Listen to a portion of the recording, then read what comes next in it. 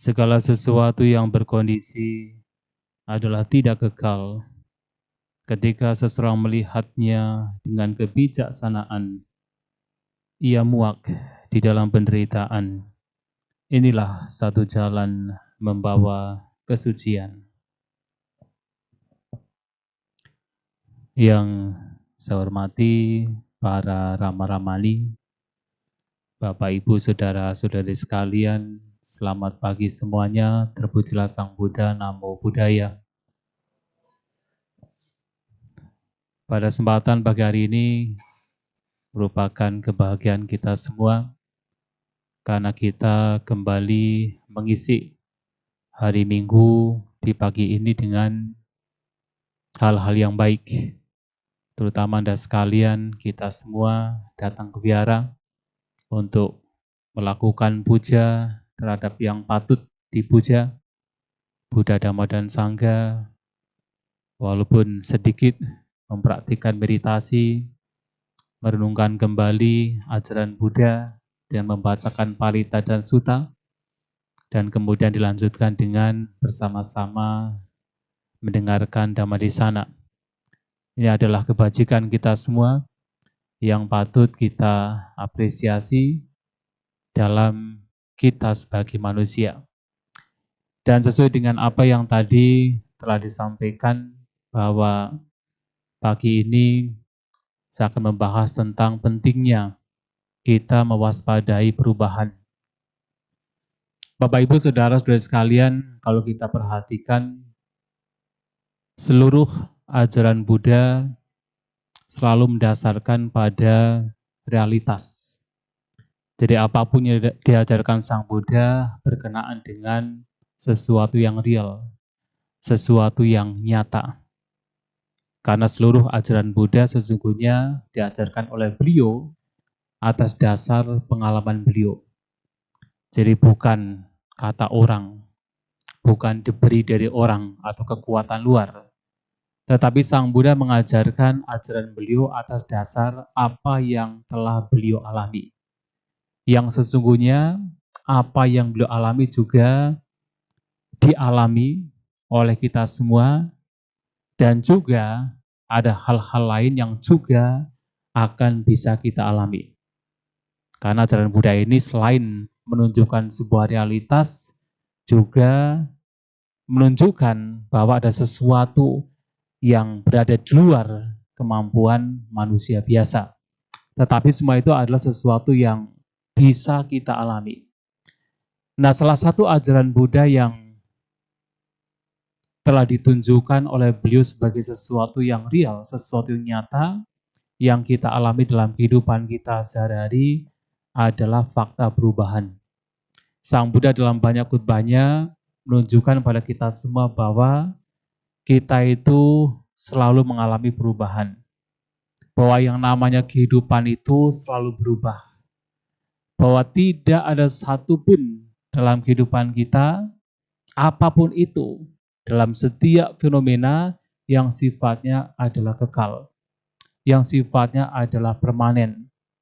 Segala sesuatu yang berkondisi itu sifatnya adalah berubah, tidak bisa dipertahankan, tidak akan selalu bersama dengan kita. Dan ini adalah fakta yang ditunjukkan oleh Sang Buddha dalam ajaran beliau dan diulang-ulang beliau. Dalam kurun waktu 45 tahun beliau mengajarkan Dhamma, fakta ini, realitas ini selalu diulang-ulang oleh beliau. Sesungguhnya kita semua, apakah dari agama A, agama B, pada dasarnya kita manusia ini paham. Kita sadar bahwa memang tidak ada satupun yang kekal. Kehidupan kita tidak kekal. Apa yang kita anggap sebagai milik, yang kita hargai juga tidak kekal. Kita sadar.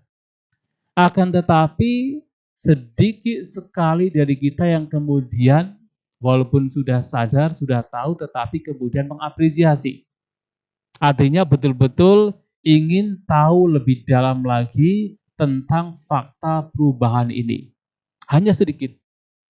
Tetapi ini menjadi satu inti ajaran Buddha yang selalu ditunjukkan oleh beliau agar kita para siswanya betul-betul memahami perubahan. Betul-betul memahami sifat ketidakkekalan. Karena ada hal yang penting. Ketika kita walaupun sudah sadar tetapi tidak mengapresiasi, tidak betul-betul ingin tahu lebih dalam, disitulah berbagai macam masalah itu muncul. Terutama adalah berbagai macam penderitaan itu muncul. Karena tidak mau memahami lebih detail, lebih menyeluruh, dan tidak mau menerima keberadaan perubahan ini atau ketidakkekalan ini. Dan ketidakkekalan ini adalah sesuatu yang merupakan keniscayaan. Sesuatu yang merupakan sebuah keharusan. Yang tidak ada satupun manusia yang mampu mengubahnya. Tidak ada satupun manusia yang kemudian bisa menentang perubahan.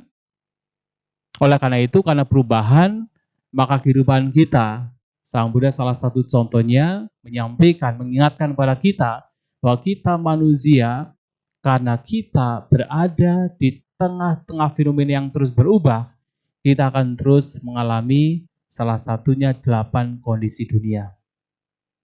Dalam hidup kita, karena perubahan inilah tidak selamanya kita mendapatkan untung. Rugi juga akan datang menghampiri kehidupan kita. Kita tidak akan selamanya mendapatkan status yang baik atau nama baik. Tapi terkadang ada kalanya nama buruk itu juga akan datang pada kita. Karena perubahan tidak selamanya kita akan terus mendapatkan kata-kata yang indah, pujian, kata-kata yang menyenangkan, kata-kata yang dilandasi oleh cinta kasih. Tetapi kata-kata yang tidak menyenangkan, kata-kata kasar, celaan, kritikan, itu juga akan datang menghampiri kita. Karena perubahan inilah maka dalam kehidupan kita tidak selamanya mendapatkan suka, mendapatkan hal-hal yang baik, kebahagiaan, tetapi duka, penderitaan, musibah, kecelakaan juga akan datang pada kehidupan kita. Itulah perubahan. Dan yang terjerat oleh ketidakkekalan ini tidak hanya sesuatu yang berada di luar diri kita, tetapi kita ini, diri kita yang tersusun oleh batin dan jasmani juga akan terus mengalami perubahan. Jasmani kita diumpamakan seperti bunga, kuncup, mekar, layu, kemudian rontok. Jasmani kita juga sama, terus mengalami perubahan. Kita lahir, dan sejak kita lahir, usia kita semakin bertambah. Terus mengalami ketuaan. Seiring dengan ketuaan, berbagai macam penyakit juga akan muncul. Bahkan sebelum tua pun juga ada banyak penyakit. Apalagi ketika tubuh kita semakin usang, tubuh kita semakin menua, berbagai macam penyakit akan semakin bertambah. Dan pada akhirnya, kematian akan datang pada kita semua. Dan tidak ada satupun manusia yang bisa menghindari kematian. Bahkan siapapun, bahkan orang yang dikatakan bisa menghidupkan orang yang mati pun juga pasti mati juga kan. Tidak bisa mengingkari kematian. Kenapa? Perubahan. Bahwa tubuh kita ini selalu mengalami perubahan. Kita tidak bisa mempertahankan tubuh kita selalu muda. Ketuaan akan datang. Tidak bisa mempertahankan rambut kita selalu hitam. Tetapi sedikit demi sedikit mulai memutih. Kecuali kalau disemir. Kita tidak bisa mempertahankan kulit kita terus kencang. Tapi kemudian akan berubah. Akan menjadi berkeriput. Perubahan. Dan kita tidak bisa selamanya mempertahankan tubuh kita untuk tetap sehat. Tetapi sakit pasti akan datang pada kita. dan pada akhirnya kematian. Kematian akan datang pada kita semua. Nah, ini adalah perubahan. Semua orang sadar, sesungguhnya sadar, tahu tentang perubahan. Tetapi untuk betul-betul mengapresiasi perubahan ini, tidak semua orang. Terkadang bahkan kita cenderung lupa bahwasanya cepat atau lambat kita akan meninggal. Betul tidak? Cenderung lupa. Seakan-akan kita itu tidak akan mati. Padahal kita sudah sering melihat mungkin orang tua kita, saudara kita, teman kita, orang yang kita kenal atau yang tidak kita kenal, kita sering mendengar, kita melihat, menyaksikan sendiri bahwa mereka semua mengalami kematian. Tetapi untuk sadar bahwa kita pun juga cepat atau lambat akan mengalami hal yang sama, itu yang jarang terjadi. Padahal inilah sebuah fakta, sebuah realitas. Dan tidak hanya jasmani, pikiran kita juga sama. Batin kita juga sama, terus mengalami perubahan dari perasaan kita. Perasaan kita terus mengalami perubahan dan cepat sekali. Pagi ini kita mendapatkan kesenangan, kebahagiaan. Setelah siang mendapatkan ketidaksenangan, penderitaan. Kemudian berubah lagi menjadi netral, berubah lagi menjadi senang, tidak senang. Terus demikian. Bahkan kalau kita perhatikan dengan lebih cermat lagi, bisa dikatakan setiap momennya perasaan kita pun juga berubah-ubah. Jasmani kita misalnya, ketika kita duduk, mungkin baru kita duduk kita merasa nyaman. Namun setelah beberapa saat, mungkin setengah jam, 1 jam, badan kita menjadi sakit. Merasa tidak nyaman. Perasaan tidak nyaman muncul. Perasaan tidak senang muncul. Kemudian kita berdiri. Dan ketika berdiri, perasaan nyaman itu muncul. Tapi apakah kemudian bisa bertahan untuk berdiri? Selama setengah jam, 1 jam, 2 jam.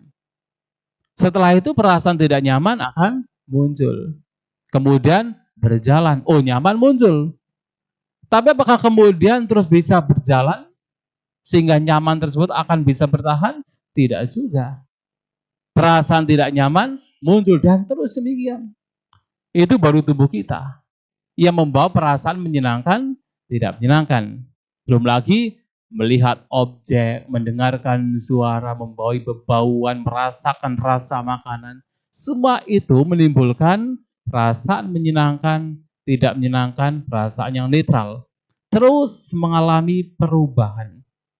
Dan itu tidak bisa kita hindari. Mengapa? Karena perubahan adalah sebuah keniscayaan. Dan tidak hanya perasaan, persepsi kita, bentukan-bentukan pikiran kita, apalagi kesadaran kita, itu terus mengalami perubahan. Tidak bisa dipertahankan. Nah, perubahan ini terjadi pada siapapun.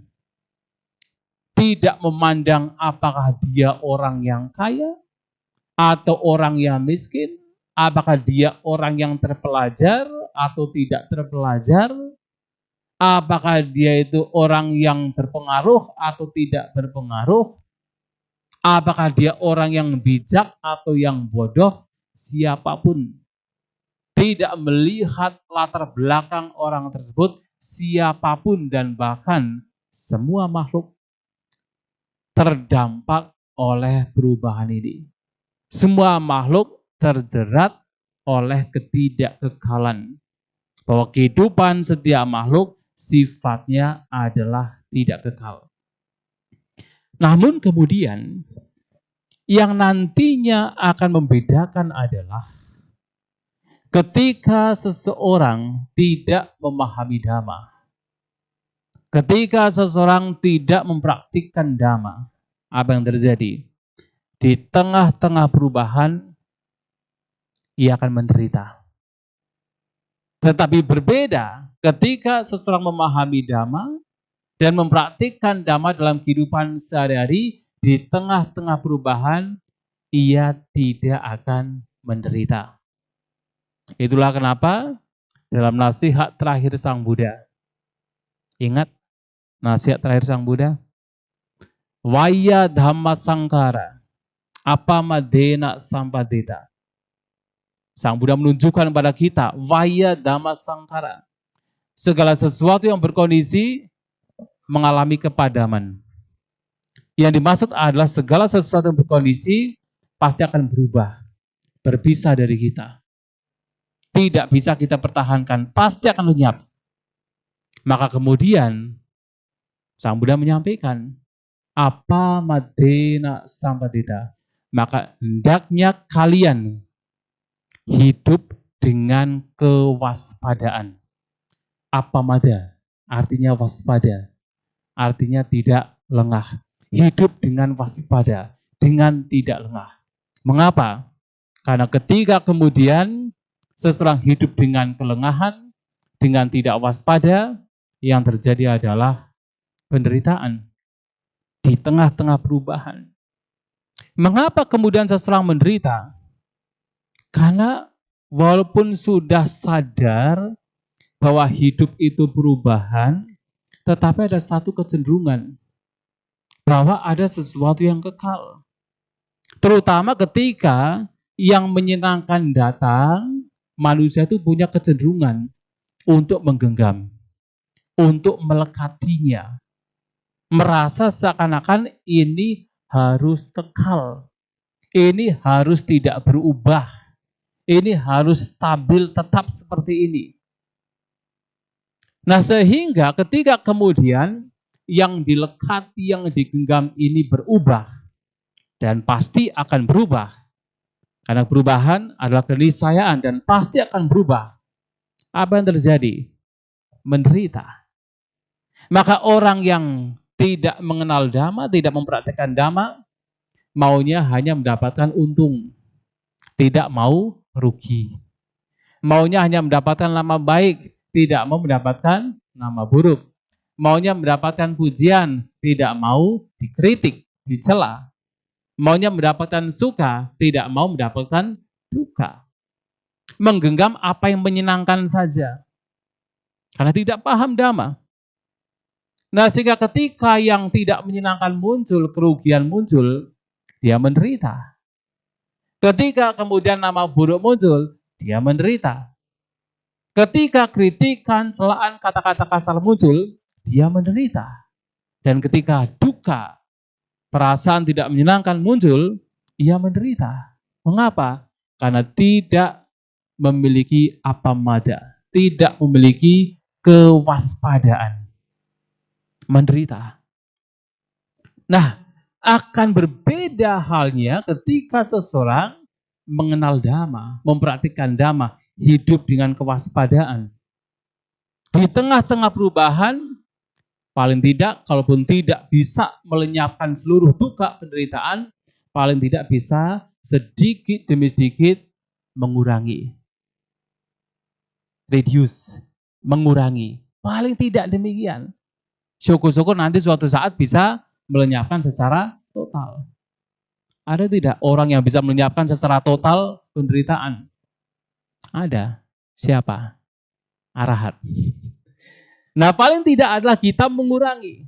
Dengan kita mulai mengimplementasikan pemahaman tentang ketidakkekalan. Dengan waspada.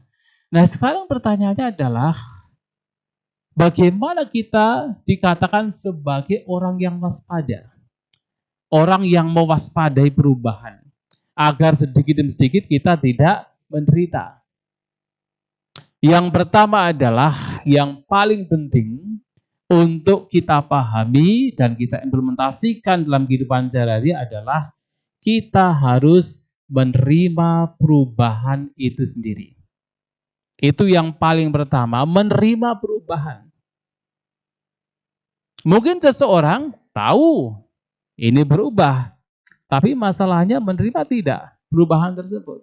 Maka kita berusaha, kita melatih batin kita untuk menerima perubahan sebagai sebuah kewajaran, sebagai sebuah keniscayaan.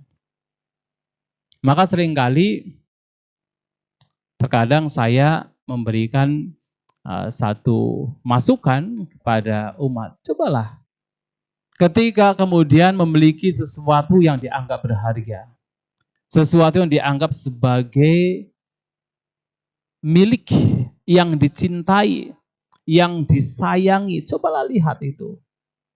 Bahwa ini pun juga sifatnya tidak kekal. Ini pun juga sifatnya berubah.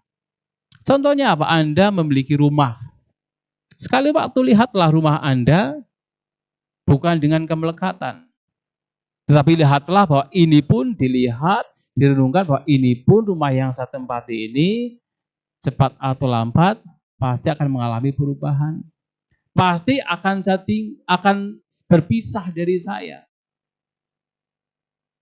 Nah, sehingga ketika nanti suatu saat rumahnya rusak atau suatu saat harus berpisah dari rumahnya sendiri, tidak akan menderita.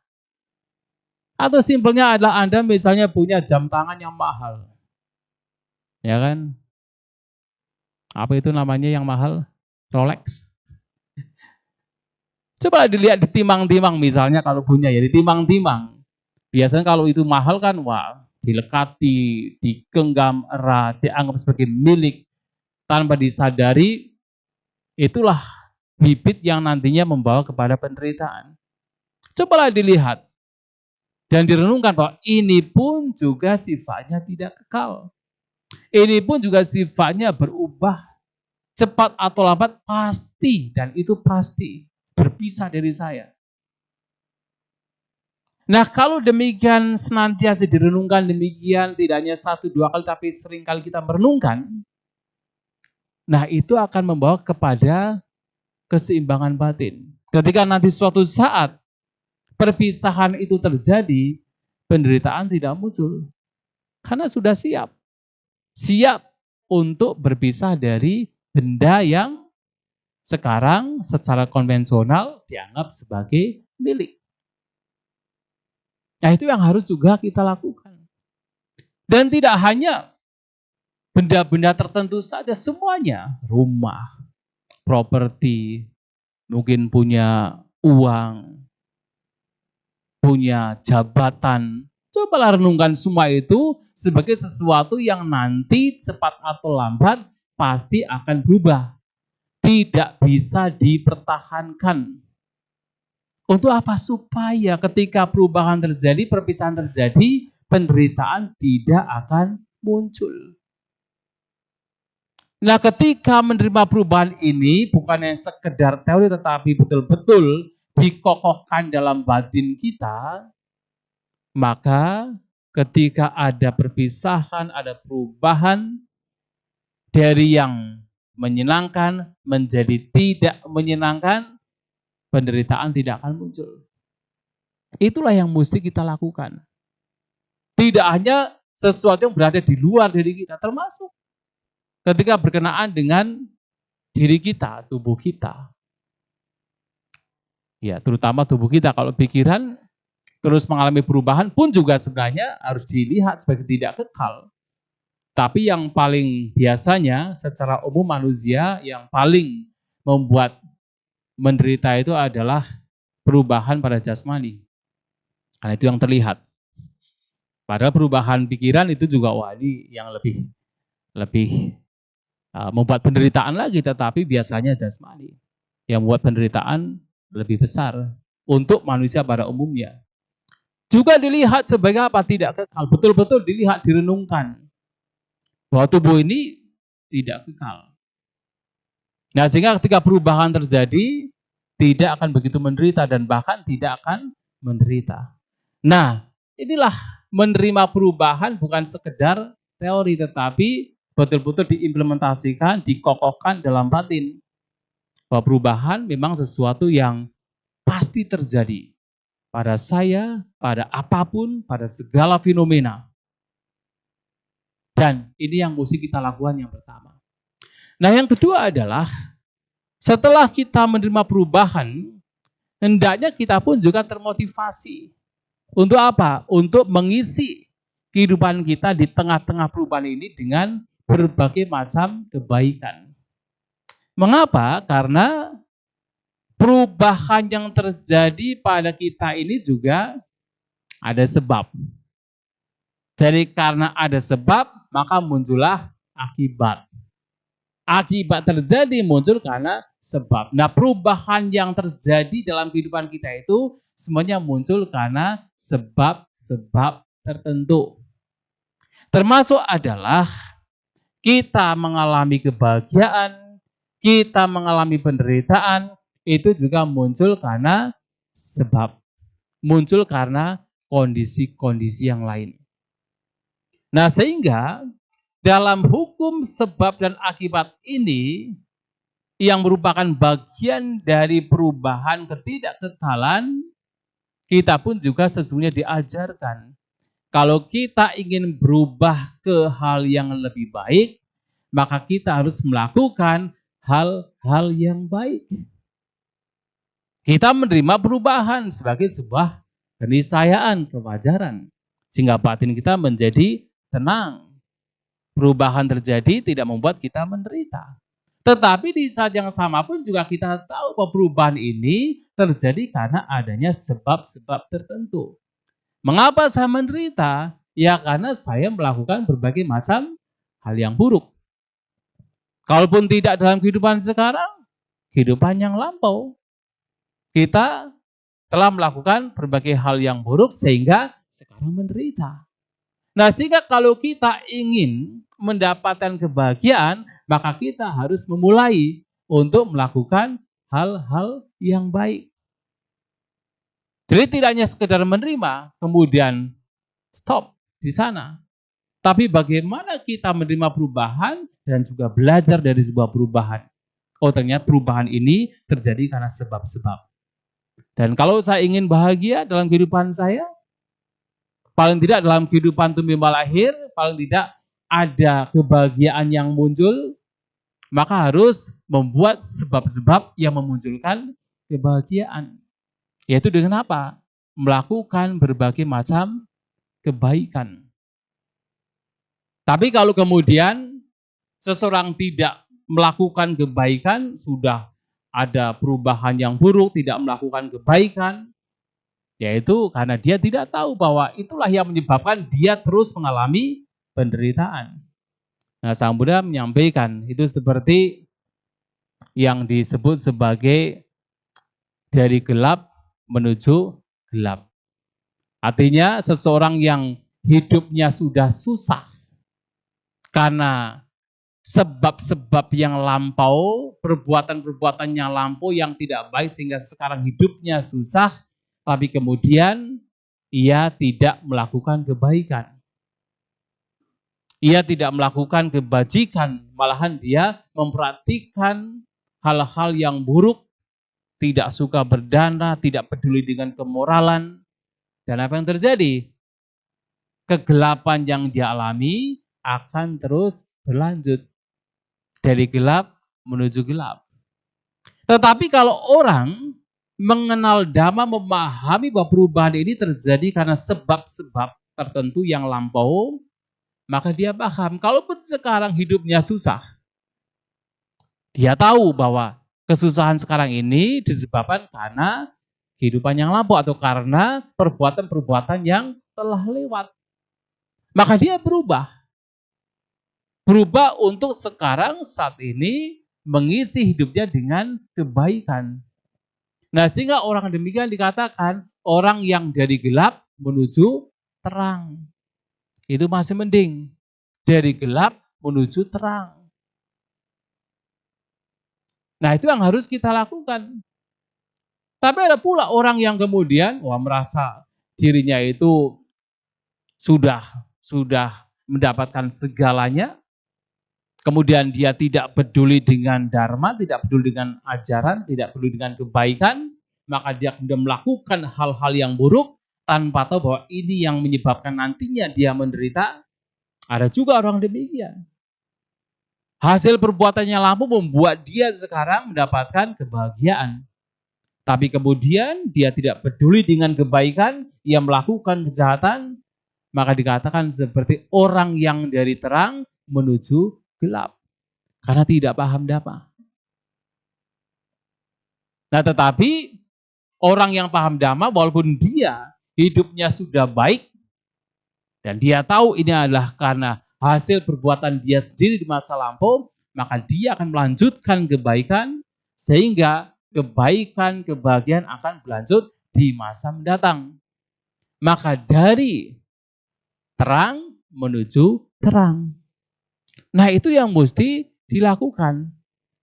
Sehingga dengan adanya perubahan ini justru memotivasi kita untuk mengisi hidup kita dengan kebaikan. Apalagi Sang Buddha juga pernah menyampaikan, bedanya orang yang bijak dengan orang yang tidak bijak. Ketika melihat kehidupannya ini berubah. Orang yang tidak bijak, ketika dia masih merasa muda, dia berpikir, mumpung saya masih muda, saya akan bersenang-senang. Akan mengisi hidup saya dengan berbagai macam kenikmatan indrawi. Itu orang yang tidak bijak. Tapi orang yang bijak justru ketika ia masih muda berpikir, mumpung saya masih muda, sebelum saya tua, saya akan mengisi hidup saya dengan berbagai macam kebaikan. Karena mau tidak mau, tidak bisa kita pungkiri ketika ketuaan terjadi, walaupun kebaikan masih bisa dilakukan, tetapi akan lebih mudah ketika umur masih muda. Ya kan? Ketika masih muda gampang sekali, bisa datang ke biara kapan saja. Tapi nanti kalau sudah tua, sudah sakit-sakitan, walaupun bisa datang ke biara tetapi akan lebih sulit. Maka orang yang bijak justru melihat perubahan, dia akan termotivasi untuk melakukan kebaikan. Orang yang tidak bijak ketika dia sedang sehat, berpikir, mumpung saya masih sehat, saya akan mengisi hidup saya dengan bersenang-senang. Tidak peduli dengan kebaikan. Tapi orang yang bijak justru akan berpikir, mumpung saya masih sehat, sebelum saya sakit-sakitan, saya akan mengisi hidup saya dengan kebaikan. Itulah orang yang bijak. Termotivasi dengan melihat perubahan. Ya tentu karena dia paham bahwasanya bahagia dan penderitaan muncul karena perbuatannya sendiri. Maka dia melihat perubahan yang akan terus terjadi, melihat kesempatan, oh saya masih muda, saya masih sehat, saya akan mengisi hidup saya dengan kebaikan. Nah, orang yang tidak bijak akan berpikir, mumpung saya masih hidup, saya akan mengisi hidup saya dengan berbagai macam kesenangan indrawi. Tapi orang yang bijak, walaupun sudah mungkin umurnya sudah tua, walaupun mungkin sudah sakit-sakitan, tetapi ia akan berpikir, mumpung saya masih hidup, kapan lagi? Mumpung saya masih hidup, saya akan mengisi hidup saya dengan kebaikan. Itulah orang yang bijak. Dan itu disampaikan oleh Sang Buddha dan oleh Sang Buddha dikatakan patut layak direnungkan setiap saat. Jadi abinha seringkali, setiap saat direnungkan.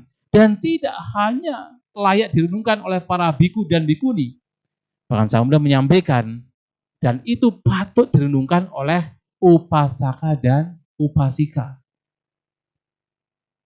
Jadi termotivasi dengan melihat perubahan bukan membuat kita menjadi down, membuat kita menjadi pesimis, justru melihat perubahan yang terjadi, kita termotivasi untuk mengisi hidup kita dengan berbagai macam kebaikan. Karena inilah yang nantinya akan membawa kebahagiaan bagi kita. Nah, ini yang kedua. Yang ketiga, dengan kita melihat perubahan, kita pun juga hendaknya termotivasi untuk bagaimana kita berjuang agar terbebas dari tumimba lahir. Mengapa? Dan apa hubungannya? Karena selama kita berada di alam tumimba lahir, yang sifatnya adalah berubah-ubah, kehidupan kita itu sesungguhnya tidak pasti. Apalagi selama kita masih memiliki kotoran batin, selama kita masih memiliki avijja ketidaktahuan, kehidupan kita itu sebenarnya belum pasti. Mungkin kita bertekad akan terus melakukan kebaikan. Tapi ketika avijja ketidaktahuan kotoran batin kita menguasai, terkadang pikiran kita berubah. Dan memungkinkan kita untuk kemudian mendapatkan penderitaan. Maka kehidupan kita itu dalam alam timbal lahir itu diumpamakan seperti kayu, ranting kayu yang dilempar ke angkasa berulang-ulang. Ketika dilempar, jatuh, terkadang yang jatuh pertama adalah pangkalnya. Terkadang pucuknya, terkadang pangkalnya, terkadang pucuknya, dan seterusnya demikian. Nah, Sang Buddha memberikan perumpamaan demikian untuk menunjukkan kepada kita bahwasanya kehidupan kita itu terus mengalami perubahan, terkadang kita terlahir di alam bahagia, di alam manusia, di alam dewa, alam surga, di alam Brahma. Tapi terkadang kita pun juga terlahir di alam menderita, alam rendah, menjadi hantu kelaparan, terlahir sebagai binatang, bahkan terlahir di alam neraka. Dan itu akan terjadi pada siapapun yang belum terbebas. Paling tidak adalah seseorang yang memang belum menghancurkan minimal 3 belenggu. Itu masih bisa terjadi. Makanya kehidupan kita itu sebenarnya sangat riskan. Maka ada sebuah cerita pada kehidupan yang lampau. Pada zaman Sang Buddha, ada seorang dewa. Dia sedang bersama-sama dengan bidadari. Dikelilingi oleh 1000 bidadari. Jadi kalau dewa dalam agama Buddha itu bidadarinya lebih banyak ya. Nah, dewa ini punya, ya kalau kita boleh mengatakan punya istri gitu ya. Istrinya itu 1000. Sedang bermain-main di alam di taman kedewaan. Tiba-tiba 500 istrinya ini meninggal. Dan tidak terlahir di alam membahagiakan minimal alam manusia. Tapi ternyata terlahir di alam neraka. Padahal dari alam kedewaan yang begitu memberikan kebahagiaan, meninggal terlahir di alam neraka. Nah, untungnya pada waktu itu dewa tersebut dan sisanya 500 dewi, 500 bidadarinya itu untungnya belum meninggal dan pada waktu itu masih ada Sang Buddha. Kemudian mereka mendatangi Sang Buddha, menceritakan peristiwa yang terjadi karena mereka juga paham bahwa kehidupan mereka juga tidak pasti, bahwa mereka pun juga bisa kemudian terlahir di alam neraka. Nah, untungnya bertemu dengan Sang Buddha, mendapatkan dharma dari Sang Buddha, mereka mencapai kesucian Sotapanna, sehingga tidak kemudian meninggal terlahir di alam yang rendah. Untungnya demikian. Tetapi itu kan sesuatu yang boleh dikatakan sangat jarang terjadi. Nah, sehingga kehidupan kita sebagai makhluk di alam timbal itu sebenarnya masih sangat riskan. Sebenarnya sesuatu yang kita itu tidak pasti bahwa kita pasti akan terus terlahir di alam bahagia sampai kemudian mencapai kebebasan nibbana. Harapan kita demikian, tetapi itu tidak pasti. Nah, sehingga Sang Buddha justru menyampaikan kepada para siswanya di tengah-tengah perubahan ini justru kita hendaknya berjuang untuk bagaimana terbebaskan dari tumimba lahir. Karena di tengah-tengah perubahan ini sesungguhnya tidak ada satupun hal yang bisa kita jadikan sebagai sandaran. Tidak ada satupun hal yang kita bisa menjadikannya sebagai tempat pelindung. Tidak ada. Karena semuanya berubah. Semuanya berubah. Itulah kemudian dalam praktik ini kita diajarkan untuk berjuang, melatih batin kita untuk tidak melekat terhadap apapun fenomena. Terhadap apapun fenomena. Jangankan fenomena yang berada di luar diri kita. Bahkan kita diajarkan untuk tidak melekat terhadap fenomena yang selama ini, diri ini yang kita anggap sebagai milik yang paling kita cintai. Kita diajarkan untuk berjuang sedikit demi sedikit untuk melatih batin kita tidak melekat terhadap apapun fenomena. Karena tidak ada satupun fenomena di tengah-tengah ketidakkekalan ini yang bisa kita jadikan sebagai tempat bersandar. Kalau Bapak Ibu pernah mendengar cerita Patacara yang kehilangan seluruh keluarganya. Dia kehilangan suaminya, meninggal dipatok ular. Kedua anaknya meninggal, yang satu dimakan burung elang, satunya terseret oleh banjir, oleh sungai.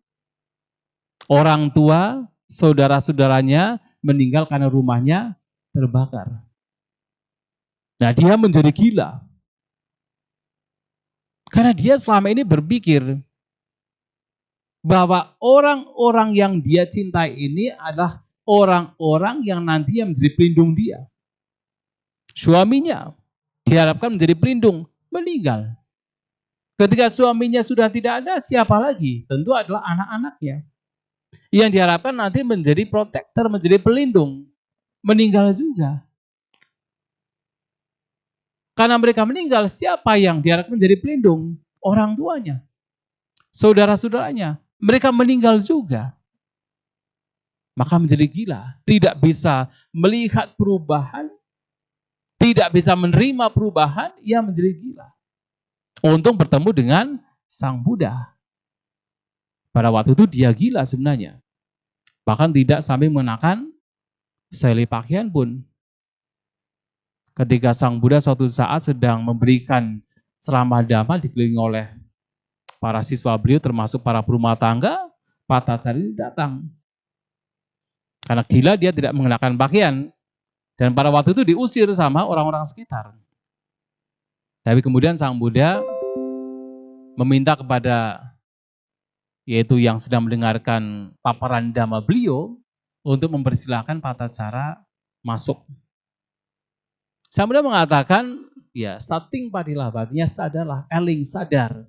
Dia tersadar, dia menceritakan apa yang dia alami. Dan pada waktu itu Sang Buddha menyampaikan bahwa memang dalam syair Dhammapada, bahwa memang tidak ada yang bisa dijadikan sebagai pelindungan. Bukan orang tua, bukan anak, bukan kerabat yang bisa dijadikan sebagai pelindungan. Bahwa tidak ada satupun yang bisa dijadikan sebagai tempat bersandar bagi kita. Dan itulah ajaran beliau. Menunjukkan kepada kita untuk bagaimana melatih batin kita melepaskan kemelekatan. Dan ini yang nantinya membawa kepada kebebasan. Maka selain kita mengisi hidup kita dengan berbagai macam hal yang baik, kita pun juga diajak untuk melatih batin kita. Melihat ketidakkekalan agar kita berjuang untuk tidak melekat terhadap apa yang sesungguhnya tidak kekal.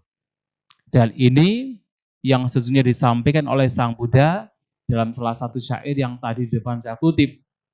Sabe sangkara anicca, bahwa segala sesuatu yang berkondisi adalah tidak kekal.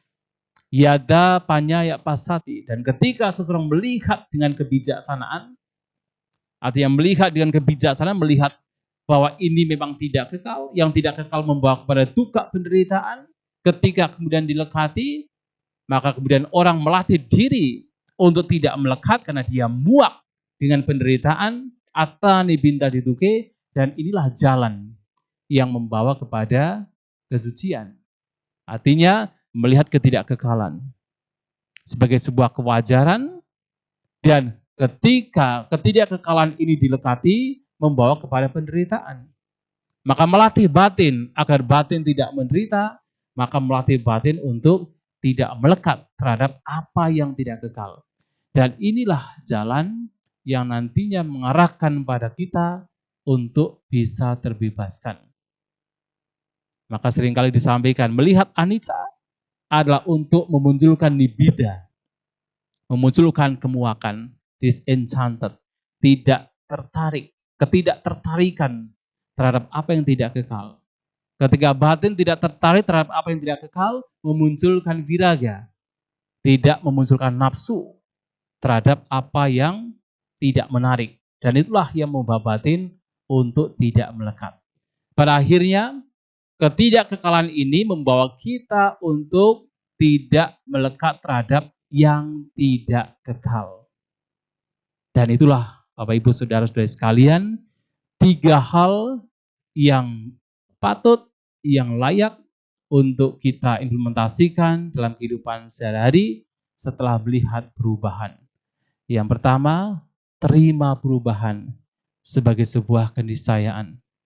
Yang kedua, di tengah-tengah perubahan, cobalah mengisi hidup dengan kebaikan. Karena perubahan itu terjadi karena ada sebab. Kalau kita ingin mendapatkan akibat yang baik, munculkan sebab-sebab yang baik.